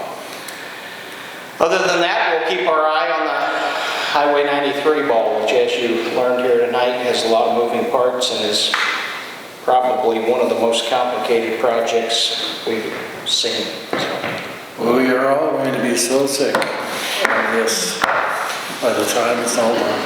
I agree, and we'll be getting a ton of complaints probably until 2027. Or 28. The project's really not complicated, it's just. No, it's just time consuming, and that's what's Well, frustrating. there are so many moving parts to it. You've got the levy component, you've got this component. Yeah, it's just, It's only dirt. it's only dirt. It's gonna sit there piled up for 88 days, and people are gonna be going, why? Oh, we're not doing it. Yeah. I'm concerned about our businesses, you Yes. know, especially when we have 93 and 6 closed. I'm, 6 is a 2-year project also? But isn't that Tomorrow, what? I guess. Well, I guess not tomorrow, but, I mean, you open the bid tomorrow, so they'll award it. How did I guess this is both gonna happen at the same I time? thought they were gonna do that one in Six segments. is going to be a little bit different, Right. but it's still, the length of time is just as bad. There's more, it's more complicated on 93, the process, than it is on 6, but 6 is twice as long, and they still have to deal with the settlement, so, yeah. It's a lot of construction. Yeah. 6 may stay open, you know, like, depending on how they stage it, we may have 6 open to 12, Tim has indicated. Well, I'm thinking it's gonna have to get split as they do it because the bridge is going in new, so some stone cannot be closed, that's in the deal. Yeah. 'Cause since So they're gonna have to have access in and out. Yeah. It's gonna be a mess. Yeah. Well, the bridge is not slated to be replaced, so. It's not. No, not at this point. It could. Nope, it's not in it. Yeah. We'll do that later. All right. Does anybody else have Thank you, anything sir. for me? Any questions? When you were back on the question on the municipal dispensary, but you said something about the not having, state doesn't have their group set up, or what kind of timeline are they in? Best guess, a couple of months ago, I said mid-2024. I'm gonna say late 2024, maybe even early 2025 now. So there's They no- had a director hired, and the vetting process, I guess, completely broke down, and there was a hiccup in the vetting process, and the director Well, yeah, she lasted a Yeah, day. she quit. yeah. essentially washed out. Yeah. So then they had to restart that entire process. They are nowhere near being ready to issue licenses. So to worry about anything until probably 2025 is not worth it. No. And plus you don't even have a profile of what the director, what direction the director is gonna take this setup in. No. Right now, there are a couple of tribes that are dispensing, but other than that, I don't anticipate any retail. Mid-2025 earliest, that's best case scenario, late 2024, early 2025. I would say early 2025. Don't hold me to that, but Yes. we're nowhere near. Yeah, I heard stuff on the radio a couple weeks ago, about 25, just like you're saying. Yeah. So we won't have to worry about any planning and zoning ordinances until spring. And even then, I don't think I'd get too worried about it. The key thing that will have to be looked into is if you guys are serious about pursuing a THC municipal, is can you then exclude any other entities out? Yeah, if we only have to issue one license So I'll get for a your, retail brick and mortar storefront, I mean, there could be maybe other licenses allotted for, I don't know what other businesses you'd have, but to delivery service, that kind of thing. So, I don't know. I can do a little bit of research on it. I won't spend a ton of time on it. I'll get you a memo. I don't know how that, begin to figure out what kind of revenue it would bring in, I don't know. Who knows at this point? We honestly don't. Have you guys ever had a municipal liquor store? I don't think you Oh, have. yeah, we did. The Muni. I sold it years ago. I was living in. My dad worked there. Oh, God, it was 1985, Swenson sold it. So I sold it. I've been hated by a certain group ever since. Okay. It's fairly profitable in Lee Center, the Muni. I don't know Cleveland. I think it's okay there, but Border. yeah, it just kind of depends on where it's at. Really losing money. Yeah. We broke even, I think, the last, we didn't just get close. But that's probably the way the road is and all that. Well, yeah. But, I mean, the dram shop insurance was killing everybody. So with that weed, you gotta have some kind of insurance like that too then? Yes. Yeah. And it would essentially be like the dram shop. Not as all-encompassing because you're not going to have on-site sale or on-site consumption, but you'll still have some. I think the league kicked out a memo a couple of months ago basically encouraging cities right now, don't do that. But, you know, again, it's not on-site consumption. Right? Well, right, we can't. We just, if it's a city-owned building, we just, I don't think we even want to get in that. we're not Amsterdam, okay? Right, We're- exactly. We might be the Wild West, but we're not Can't have Amsterdam. like the wine places where you have a tasting. Well, there is some of that in the statute, but I don't think that applies to this. Okay, anything else, Mary? Don't hit a deer. And drive slow. Hope not. Just paid the car off. I shouldn't have said that. Ah, there you go. All right, have a good night, guys. Thank you. Assistant Administrator. Yeah, not much. Tree grants, I'm sort of slowing that down a little bit. Terry Bobby and I are gonna go out sometime next week, and we're probably gonna try to get a more, just a better view of how many trees we actually have out there. Trying to decide what is a public tree versus a private tree at this point. We don't have a good answer yet. And then the other grants, we're still working on that. Getting back to the state, they're asking us to relook at the application, update it. Won't know much more on that for a while yet. Compost stuff, that's still going fine. Finding that camera battery really wears down in the winter months here because of the sun. Yeah. Well, has it taken a lot of pictures during the day because of construction activity? It has, and there's settings on there that I can adjust. I brought it down quite a bit, so it's only catching some of those, but it does take hundreds of pictures, maybe on the lowest settings, so, and still a lot of deer. Let's see, utilities, next month we'll start sending out certification letters for those that are still quite far behind. It's not that many, I'm probably expecting around 12-ish or so, 12 to 15 max. And you adjusted, right? You adjusted back to regular usage? Yes, we adjusted back to regular usage because we're finding that people weren't watering anymore. Numbers were working out fine, so we moved back to regular usage. Probably gonna have to look again at that sometime May next year. So what are we letting it go by here as far as being behind? Which part? The water. Is that what you're talking about here? Yeah, I mean, as far as we know, I mean, everything is. No, he's asking delinquencies. Delinquency, like what do you? Yeah, it's not that much. It's less than 10,000 right now. But I mean, how far back are some of these people? Some of them would be 6 months to a year. No, we're still letting the water on. No, Those are vacants. those are all vacants. Yeah. Oh, okay. Well, almost all that he's got left are, Yep. or vacants or some kind of eyewall. Yeah. It's two of those are the only ones, and then we have one shut off because the resident is not in town and he wants it off. Yeah, some of them are shut off and they just don't pay. Yep. You know, so there's not, you don't have too many that are. Because of the minimum charge. Right. Yep. They just don't pay. Yeah. It's They been. don't care. Yeah.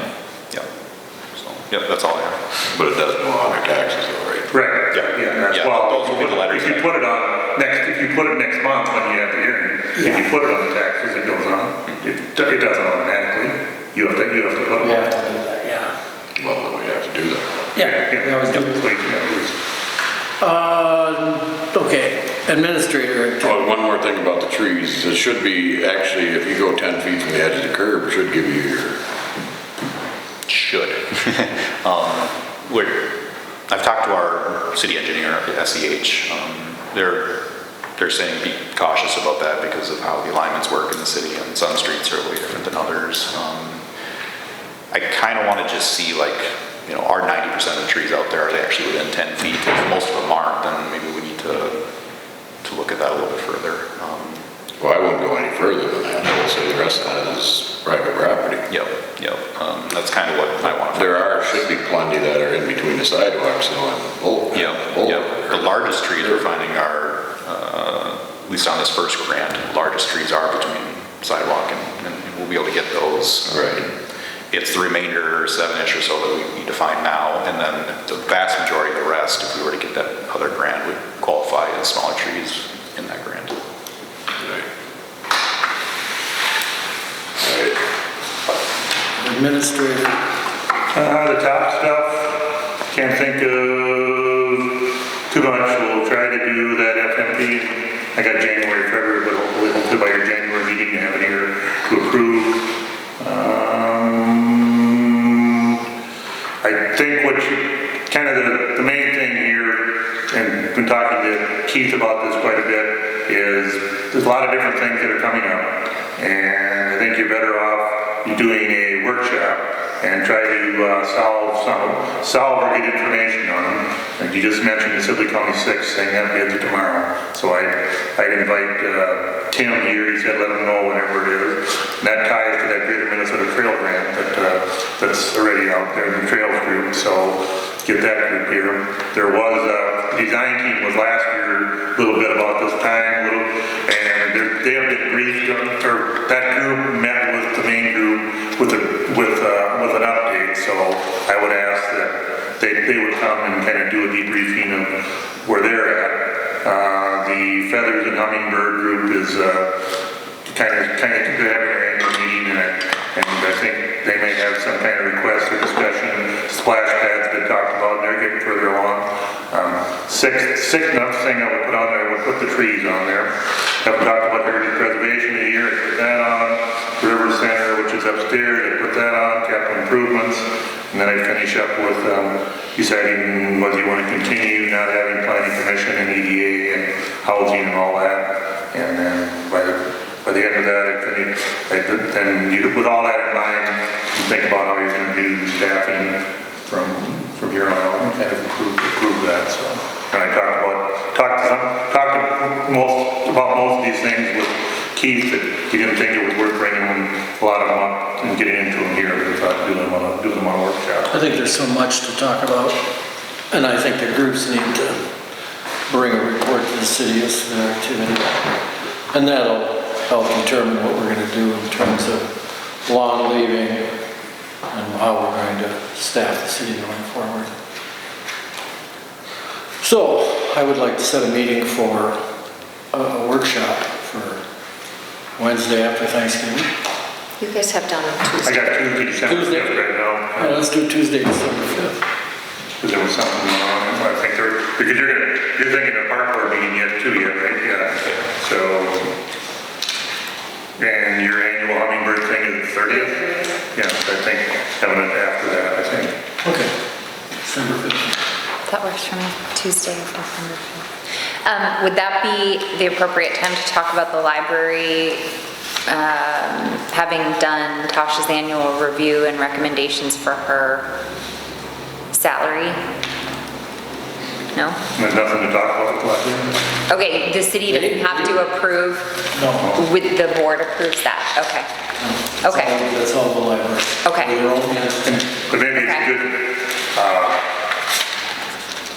for the library, if the new library board or how the setup is different, we'll say, than the fire commission. And the fire commission and some of these other committees that people are appointed to to, you're actually being appointed there as a representative of the city council. For the library board, the only role right now that the city has at all in the library is the mayor making the appointment of the committee members. That's it. You know, but whoever he has on the library board, if they happen to be a city council member, right now, and you can't appoint more than one. Your main role with them, assuming, or you, or whoever else would be on there, if in fact you're the city council member, is being a representative of the library board and not the city. I mean, you're a lay person first and a library person first, and not going there as a directive from the city compared to, say, the fire commission. Those fire commission member is there as a representative of the city with goals, and that's kind of how they're supposed to take that on. But the library board, based on how it was set up, or after last year, now is a total independent everything. Okay. Land, buildings, budget, because the library board has got their own budget, it's got their own tax levy.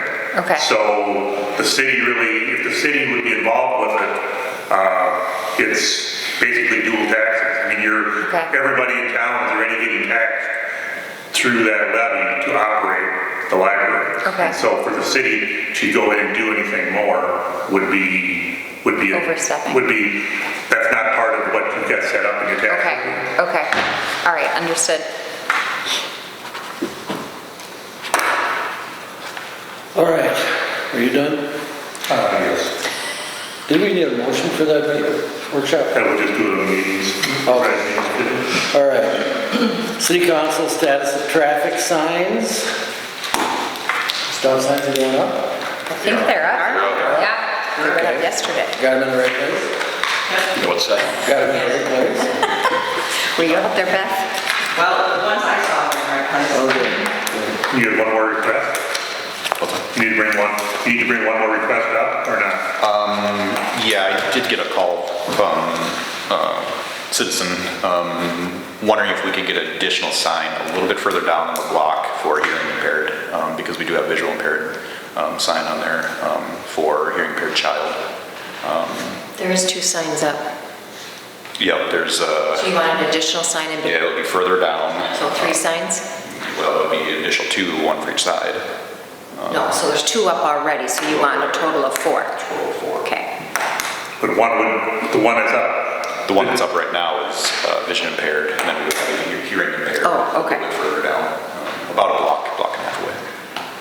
You know, I mentioned it earlier, and MnDOT agreed with me, the more signs we put up, the more they're not followed. I would agree with you, Randy, but I don't want to be the one that says we're not going to put a hearing impaired child sign. Can I add something about alleys?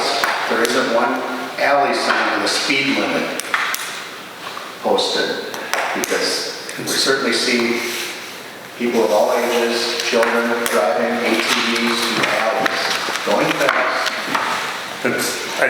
My response to that would be the same thing that the mayor had before.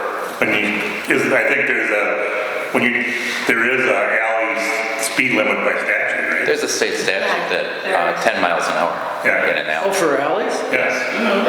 Yeah, so if you only selectively listen at your driver's test then. Well, yeah, I did. I'm sorry, yes. I know what it is, but I guarantee nobody else is reading our ordinances. Well, no, but. Well, I don't think anybody's aware of the 10 mile an hour. I think people think they can do 30 miles an hour down the alley. Yeah, if you put a 25-mile-an-hour sign up, it's not. Then we're encouraging to drive faster. So now you got your grandchild taking a driver's test, and they flunk because you tell them. Because I told them, yeah. It's a 25-mile-an-hour speed Let's get going. instead of a 10 mile. Let's get out of this alley.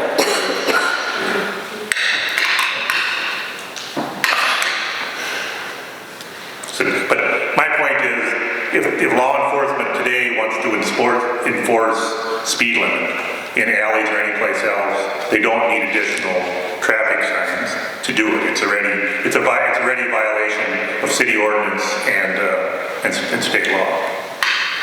Yeah. I just thought it might deter people from speeding without having an officer at every alley watching for them. Well, I don't know, maybe we should look at the ones behind, At least parallel to Main Street. Yeah. They really zoom down the one between 5th and 6th. Oh, you gotta have somebody that's gonna enforce it then. We have a police department. You know, as long as you know that if you tag somebody based on that sign that you're gonna put up, and if somebody actually fights it, you know, nobody probably ever will, but you're not gonna win because you got that sign. Right. I mean, I know. that's sign. Any sign you put up, I mean, I don't wanna get too far into the woods on, we just had some signs up on Highway 19 and 93, and they were up for maybe 6 hours. And MnDOT said, take them down because you can't, they're not regulatory signs, they're not in compliance, they're whatever. So that's why you don't see them on any of the state roads, because basically if MnDOT doesn't say take them down, they're gonna chop them. You know, so if that's true on the MnDOT roads, other than, as long as you realize you're doing this to placate complaints, because. Well, and that's a totally valid reason to respond to the populace. Yes. I can write a story about traffic safety and cite that the Henderson ordinance is that alleys are 10 mile an hour speed limit. I think it's state law that says 10 mile an hour. Okay, state law. Just kind of We remind could people. just put a reminder on the Henderson website too with the state Yeah. Well, statute. we did put slow signs on and Bruce did on a bunch of the alleys. I think half of them got ripped off, didn't they? I don't know.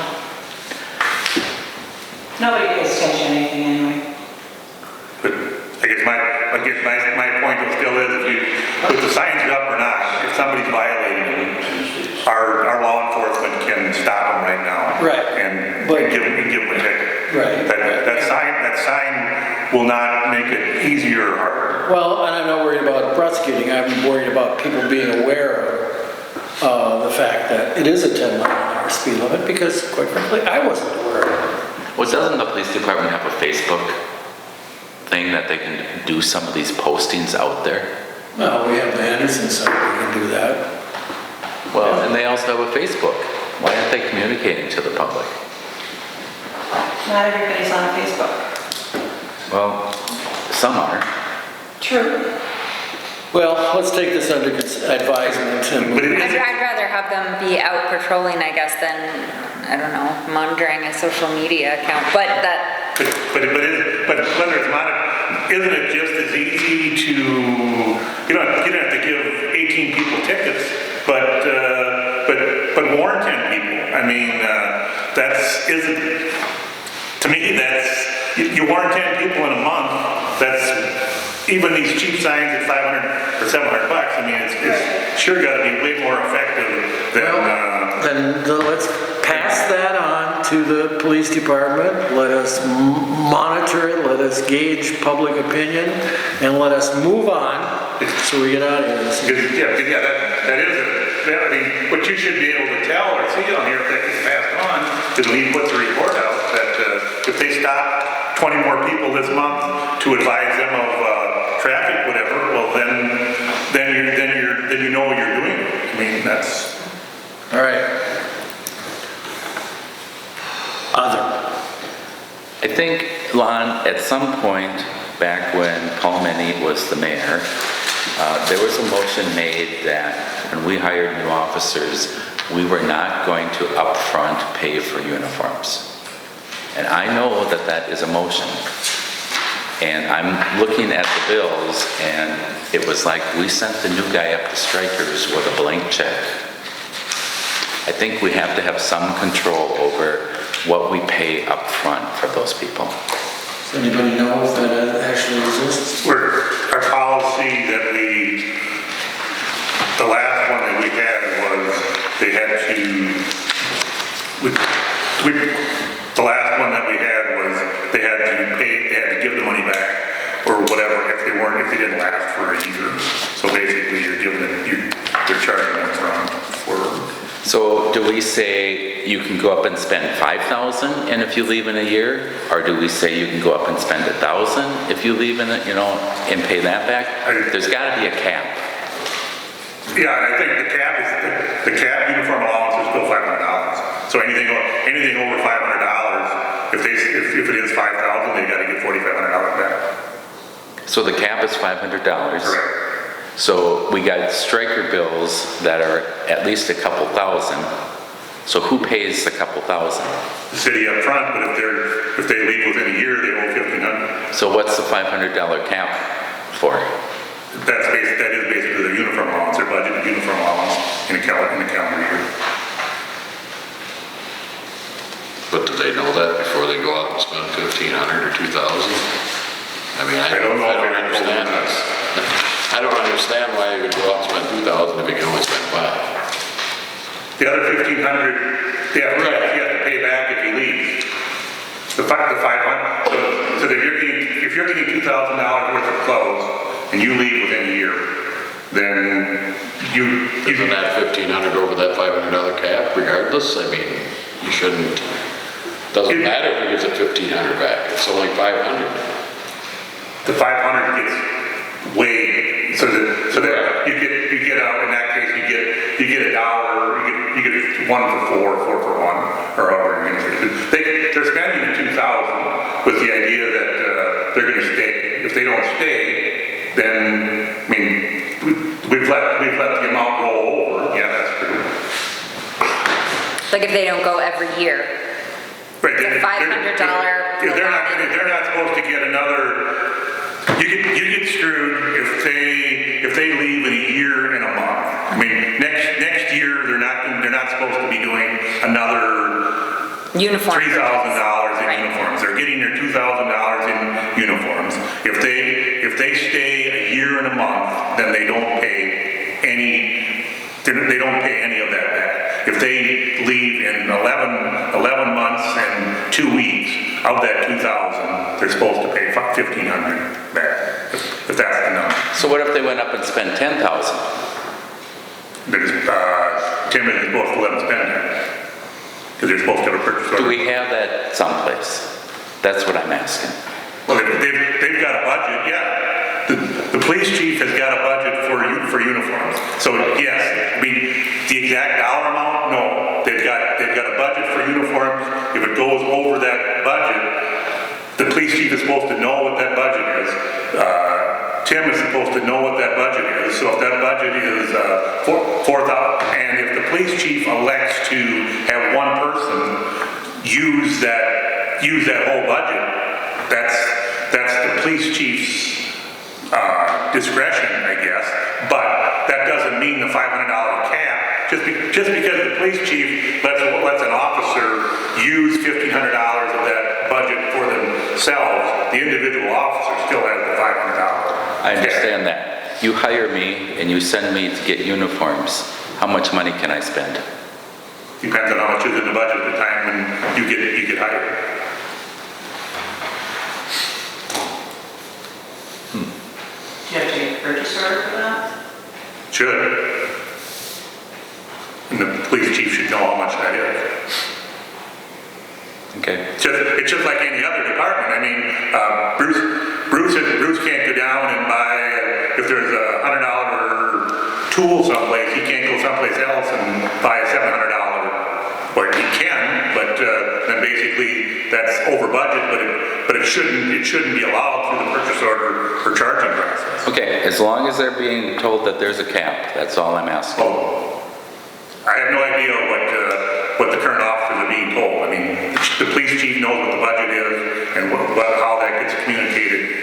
I don't know that. Find out. I will find out.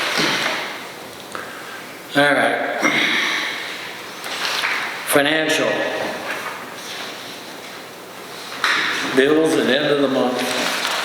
Bank agreements, investments.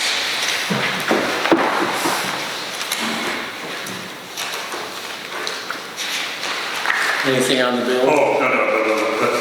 I did have one more. The next 2 pages on the one tied to the personnel stuff before you got to the bills, and the other tied to, Jason didn't bring it up, but there's that new ESST, which goes into effect for all employers on January 1st of 2024. This is a summary of the City of Henderson memo, salary 2024 salary recommendations. This is a summary of what we talked about at the last personnel meeting a few weeks ago. Bruce is currently at 30. They put the 2024 stuff at 3110. James at 2750. 2024 at 2860. Eric 6,200 a month, and it's 6,400 a month, and he's 80 with full dental, 80% health care, and he's part-time. The new guy, Dan, full-time, $25 an hour, effective 5,200. Recommendation would be to put him on salary February 1st at 5,200 a month. He's at 80% health and full dental. His health is not in effect this month, but he's running through the policies, and it will be effective December 1st. Jake, up to $30 an hour. He's eligible for dental and health, but he's elected at this point not to use it. That would adjust to $4,000 per month. Starting next year, Jake also is part-time. Tim is contracted through 2027. I'll get you the information on PER termination and whatever here at that, depending on how everything turns out at that workshop. I should have the plan and everything in place by then. Part-time parks, part-time, which right now the only one would be Paul, up a buck. Part-time police, right now it's 25. There wouldn't be anybody in that category effective, and that's where Dan is at right now. There wouldn't be anybody in that category throughout up to February 1st. So then after February 1st, when Paul goes into, or Dan goes into that category, then it would be up to 27. And to do what I think meets the ESST setup is basically every employee, when they get a certain amount of hours, needs to now be credited with PT. I call it PTO, but they call it ESST.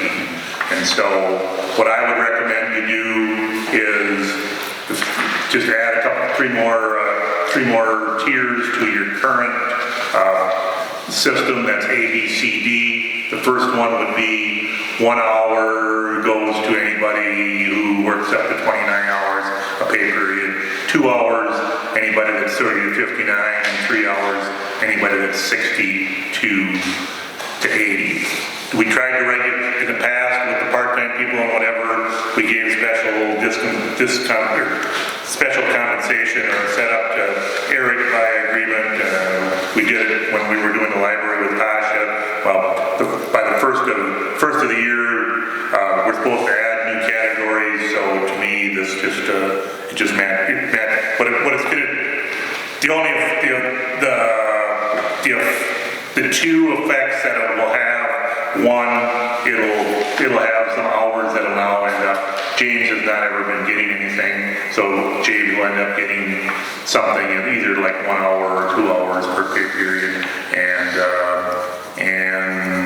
Paul will end up getting 1 hour per pay period. But depending on where Eric and Jake settle out per pay period, they may be in that 2 hour category or that 3 hour category.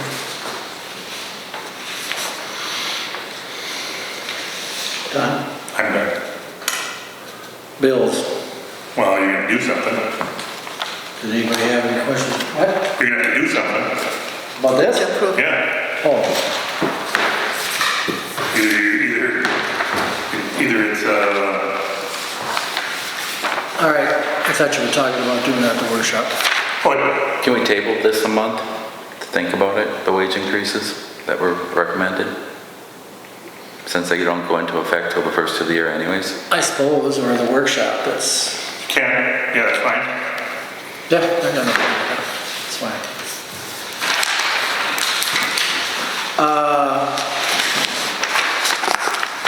All right, pay the bills.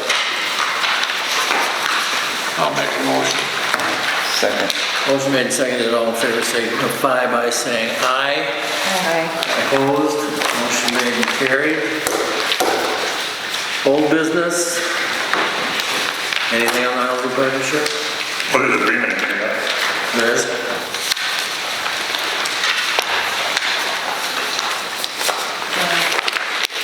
That is what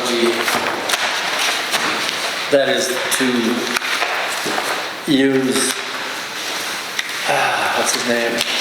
Need it? Yeah. Oh. To apply for the grant. Chad Evans. Chad Evans. I'll make it a motion.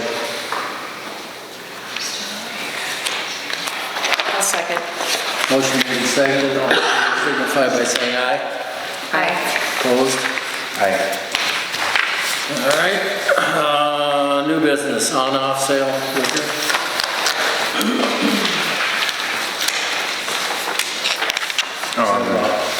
Two liquor license applications for Henderson Wine Spirits, off sale, and Nison's Bar, off sale, on sale, and Sunday sale.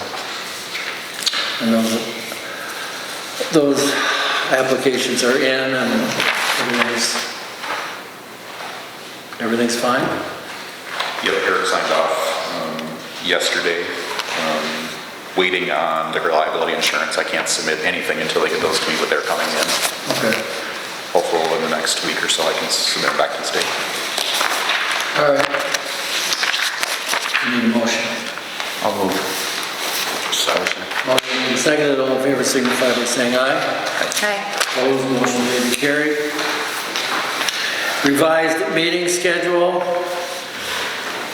29th, you should do a park board meeting. When? 29th. November 29th? Work. Yeah. 6 o'clock. Sure.